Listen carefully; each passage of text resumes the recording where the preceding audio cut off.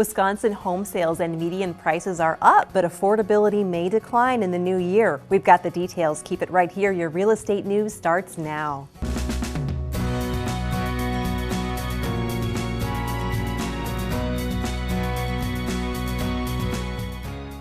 Thank you for watching the Real Estate News. I'm your host, Stacy Hansen. Let's look at your headlines. The numbers on October home sales in Wisconsin are in and they look good. According to the Wisconsin Realtors Association, existing home sales and median price both increased in October relative to the previous year. Home sales rose 2.4% and prices increased 4.7% to a statewide median of $155,000. Home sales were up even more in urban regions of south central Wisconsin, which saw sales going up 6.3% over the same period in 2014. According to WRA President and CEO Michael Theo, housing in Wisconsin has remained very affordable, but that's expected to fall off in 2016. He says the statewide inventory of home sales is shrinking, which along with the Federal Reserve potentially raising short-term interest rates means we could see affordability decreasing over the course of the next year. Well, the Wisconsin Realtors Association is also hosting its winter convention January 26th through the 28th in Lac du Flambeau, Wisconsin. The opening session will be with keynote speaker Neil Ido on 4 secrets to becoming a star, how to attain success in your personal and professional life. The convention will also have a 1-day CRS course on mastering your time to achieve your goals and will offer 6 different CEO courses as well. To attend, you can register online at www.wra.org. Hollywood actors Brad Pitt and Angelina Jolie have lowered the asking price on their New Orleans mansion from $6.5 million to $5.65 million. The French Quarter home has 5 bedrooms, 5 bathrooms, and luxurious features like Venetian plastered walls, a grand spiral staircase, marble mantels and fireplaces, and a 2-story guest house. No interior listing photos have been posted, and there has been no word from the couple about why they've cut the price, according to Zillow. The couple told Us Weekly via a rep that they remain committed to and infatuated with the city of New Orleans and plan to look for something off the beaten path down the road. The couple have been active in the community since Hurricane Katrina in 2005. They also own a large estate in LA, an apartment in New York City, and a chateau in France. Just how much would it cost to give your loved one the 12 days of Christmas as depicted in the classic holiday song? PNC Wealth Management does an annual Christmas price index as a whimsical way to track inflation. They do it by tracking the current prices of the gifts that spell out the final verse of the song. The AP reports that the cost in 2015 for all those items is $34,131. That would take true love indeed. That price is actually 0.6% higher than it was last year. If a buyer purchased all of the items, each time they are mentioned in the song, they would spend over $155,000. The cost of 10 Lords a Leaping is 3% more than in 2014 because of increased labor costs. PNC calculates the prices using various sources, such as bird hatcheries and the Pennsylvania Ballet. Stay tuned, we have more coming up right after this.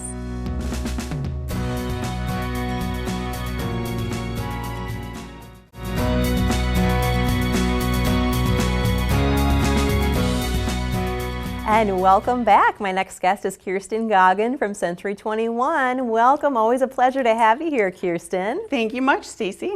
So last time you mentioned that you have searchmadisonareahomes.com. That's brand new for you. It's huge news. Wanted to follow up with you on that a little bit. Well, how's it going? It's going really, really well. So obviously, all of the buyers that we currently had using the program that we used prior, they've all been giving us wonderful, wonderful feedback. They said it's excellent. It's very easy to use, tons of extra tools, and they're loving the smartphone app as well.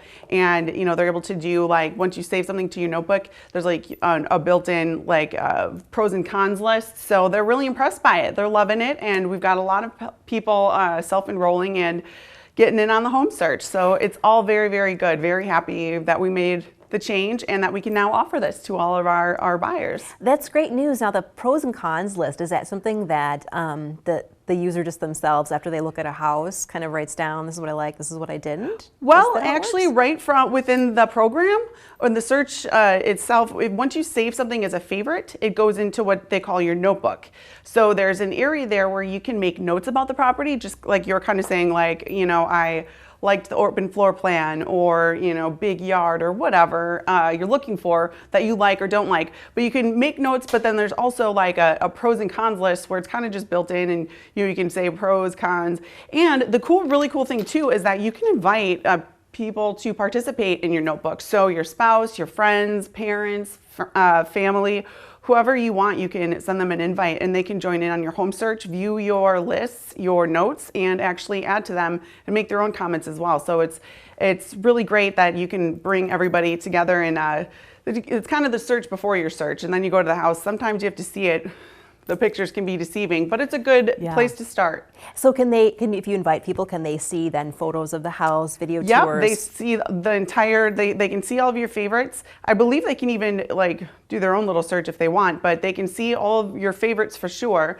Go through all the pictures, see all the detailed information about it. Also community information, so you can get snapshots of what's nearby, get local school ratings, everything that would be pertinent to your home search is right at your fingertips. So you said there's an app for smartphones too on that? Yep. It's a very intuitive smartphone app. It actually was designed by the same guy who designed the app for the Weather Channel.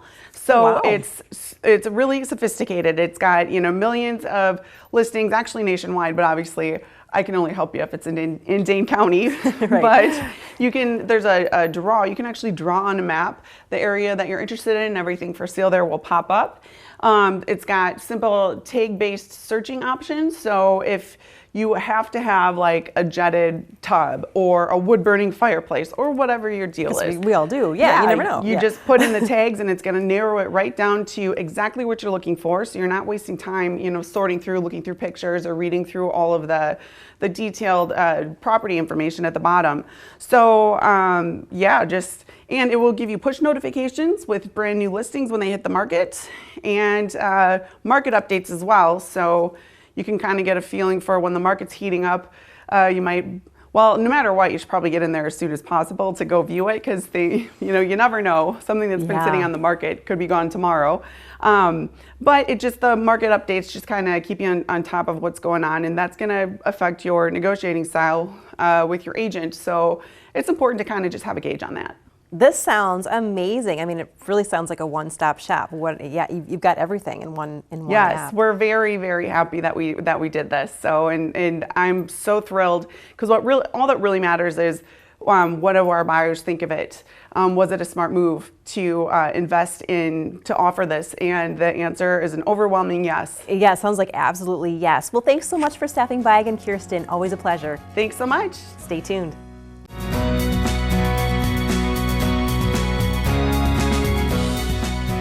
And welcome back to the Real Estate News. My next guest is Alan Fetter. He's a realtor at Keller Williams. Welcome, Alan. Great to have you back again. Oh, thanks, Stacy. Thanks for having me.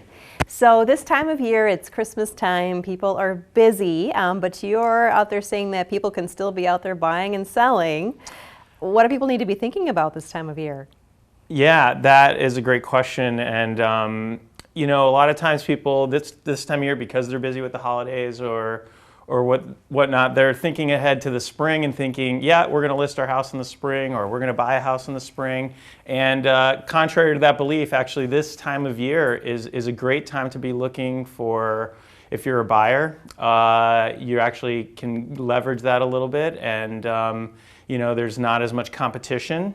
And then if you're selling your home, you're only dealing really with serious buyers. You're not dealing with that entire influx of a lot of people. So it's nice to have those serious buyers in there looking at your home. I'm surprised to hear that. I would think that there wouldn't be a whole lot going on out there, but it sounds like it might not be a bad time to do it, huh? No, we are surprisingly busy right now. As at times it does tend to slow down this time of year, but this year we seem to be really hitting our stride, so we're happy about that. So somebody's out there thinking, I'm not ready to do it right now. The holidays are just way too busy. Thinking maybe spring or later this winter. Is there anything people can do early in the process to maybe just kind of get a jump on it when they do have a few minutes? Absolutely. I mean, most people are going to get out there on the internet and start their search that way, which of course is a great way to start. One thing they might not be thinking about is that they maybe should talk to a lender as early as they can to get an idea of kind of what their purchasing power is and to see what range that they might want to be looking in. Because for someone who's buying, there's nothing worse than looking at a house and then maybe realizing later that, well, that might not be in my budget. And so we try to steer people towards lenders early in the process, and we find that to be really, really valuable. So on the flip side, if somebody feels like they've got a ton of time on their hands and they're selling and they want to sell on their own and just kind of do everything themselves, what do you say to that? Well, I would tell them that I think selling on your own can be really challenging, and I would really enlist them to talk to a professional realtor to help them through the process. I've just seen so many people try to sell their homes on their own, and they end up either underpricing it, they end up overpricing it, and no matter how you slice it, they end up losing money typically. And with the assistance of a professional, they really get a lot more guidance, and they end up, in the end, the statistics show they net more money in their pocket.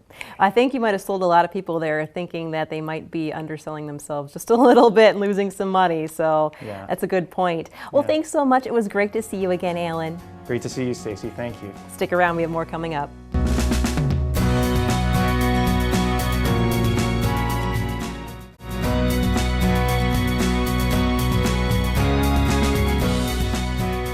And welcome back. My next guest is Kim Connors-Johnson. She's a broker associate and a home staging expert at Castle Rock Realty. Welcome, Kim. Nice to have you here. Thank you. So we talk about home staging here sometimes on the show. You're here to talk about staging a vacant home and why you'd want to stage that professionally. So we're talking about an empty home here. How would you even go about that? Well, a vacant home actually doesn't sell well. A home looks sterile, it looks cold if it's vacant. And people can't visualize a home if it's vacant, so it's very important for us to go in and stage a vacant home.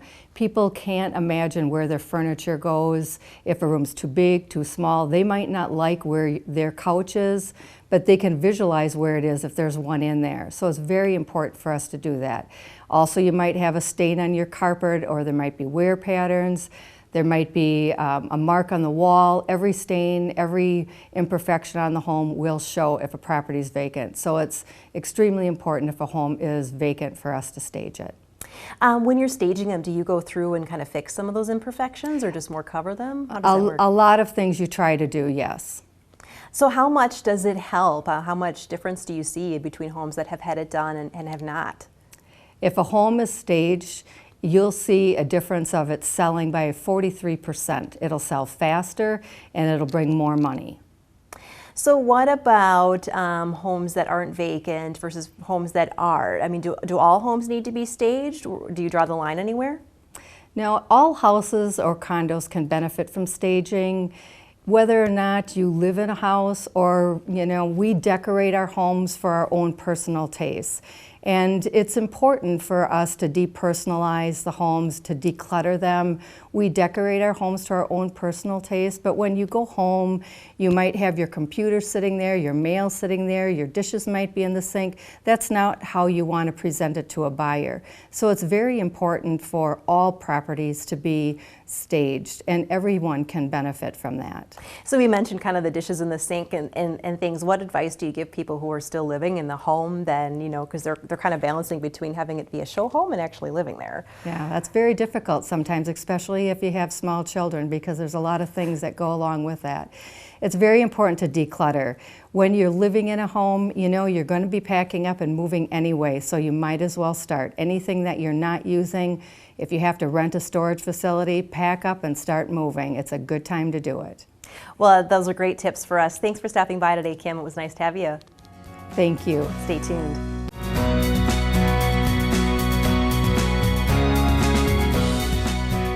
And And welcome back. Here now is Becky Anderson. She's the owner of Tresta on the Water. Welcome back, Becky. Nice to have you here again. Thanks, Stacy. It's good to be back. So I wanted to talk to you a little bit about the hotspot Waypoint Public House, the restaurant and bar that you have there on your property. It's been really busy, really popular. Why do you think that is? Can you tell us about it a little bit?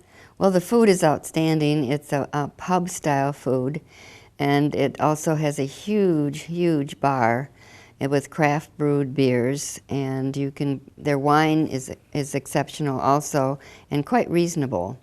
And the atmosphere is just great for bringing a whole bunch of friends and just hanging out. They've got a balcony on the water where you can, this time of year, there's not open of course, but Right. you can still see the sunset from there because the sun comes around that way now. Oh, wow, that's amazing. Yeah, so that should be hitting right around pretty close to happy hour, right around Pretty then. close. So do they offer any happy hour specials, do you know? You know, I don't believe they do, but their prices are pretty reasonable anyway. They're already good. Right. And Yeah. our residents can get there without even leaving the property. That's the nice thing about it, especially once the snow starts to fly, you don't have to drive anywhere. So that's the beautiful thing about your whole property, actually. You've got so much there. You've got Monona Yoga Center and I Give 100 there as well. And you've got a couple other openings too for businesses? Right, we have 2 more spaces left available. The yoga center is opening in January, and that's for any variety of classes for any abilities that anyone has. And then the other one is a fitness, it's called I Give 100, and that should be opening later this month, but I was by the build out yesterday and it looks like it might be January. Oh, really? Mm-hmm. Yeah, so what's different about them? Are they just kind of a smaller, with equipment type of place or classes, or do you know? No, it's personal trainer. Okay. So, and it's going to offer individual, partner, small group trainings, all kinds of things there. Oh, that's cool. That's really nice to have. And you have a fitness studio too, right? We do, but it's not the typical fitness center that most complexes have. Ours is what you call fitness on demand. There's 650 fitness videos that you can plug in, like on demand, like on your regular TV, and pick out what you want to do. You can do Pilates, you can do yoga, you can jump rope, you can do whatever. Then we also have the high-tech treadmill, which we just got for there. Oh, so what's this high-tech treadmill you've got? Well, there's a story behind it. I'll tell it to you next time. Okay. Okay. Okay, sounds good. And then we were talking about restaurants a little bit. You have a lobby cafe too now? We do. The cafe has salads and sandwiches that are supplied by the Waypoint, so you know you've got a good sandwich there. And you can pick up a bag of chips or soda, even laundry detergent, or you can buy a beer. So we were talking about the restaurant a little bit too, but you have a lobby cafe now as well. Yes, we do, and it's really convenient for the residents or anyone that's wandering around the lobby area could purchase a sandwich or a salad, potato chips, even laundry detergent, or a beer or a glass of wine, and they can sit in our lobby and enjoy that. We have a coffee bar. We have a community room that is free for the residents to reserve.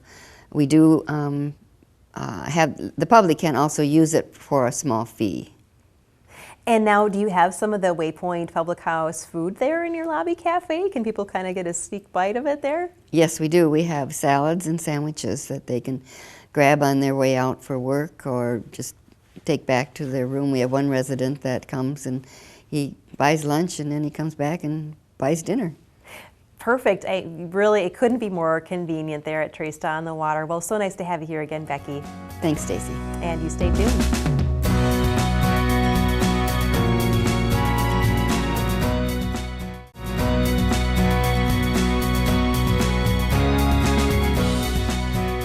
And welcome back to the Real Estate News. My next guests are Lisa Wafel and Paul Merck, the real estate agents at Castle Rock Realty. Welcome, guys. Nice to have you here. Thank you. It's nice to be here. So we're talking about commercial property. So what types of commercial property do you do? We work with all sorts of commercial property, but today we'd like to talk about a couple of our vacant land parcels in Wisconsin Dells and then the campgrounds that we have listed throughout the state. Okay, well, let's start with the vacant land in Wisconsin Dells. Tell us a little bit about it. What makes it a desirable area to invest in? Wisconsin Dells and Lake Delton are among the most popular vacation destinations in Wisconsin. They're actually known as the water park capital of the world. Many of the water parks are indoor, which means it's not just a summertime vacation destination, but a year-round destination. Many water parks means many motels, which means many tourists, many employees, which means many business opportunities. Yeah, that's definitely a hot, exciting area to be in. That's great. So why would an investor, would you say, be interested in either of these specific parcels that you have? The first property is a 5-acre parcel on a corner lot located right across the street from a Home Depot, Walmart, and Kohl's. There's also an interstate on-off ramp just 2 blocks away. It's on a state highway, and it's listed at $400,000. Similar parcels to this in this area have sold for twice that amount. The second parcel is also a 5-acre parcel on the same state highway but closer to Wisconsin Dells, and it's located between a restaurant and a motel. It's listed at $600,000. Either of these is a great opportunity for the right buyer. So let's go to the other side then. You wanted to talk about campgrounds as well. What area do you represent with campground listings? We have campground listings all throughout the state, several of them between Madison and Wisconsin Dells, and then also numerous ones in the northern part of the state between Eagle River and Door County. And those range in price from $275,000 to $5 million. So there's a little something there for everyone. So what type of buyer do you usually find that's looking to purchase a campground? Well, there's a couple different buyers. One is the investor buyer, who they're looking to purchase a campground, build the business, and then flip it for a profit, of course. Then the other buyer is an individual who is looking to work with their family and buy this as a family business. Have the entire family work with them. There's many things to do for the whole entire family to get involved with that. And then, everybody feels important in putting, working towards the profit that they'll be looking at in their business. Well, thanks so much. It was wonderful to meet you and to have you here. And you stay tuned. We have more coming up right after this.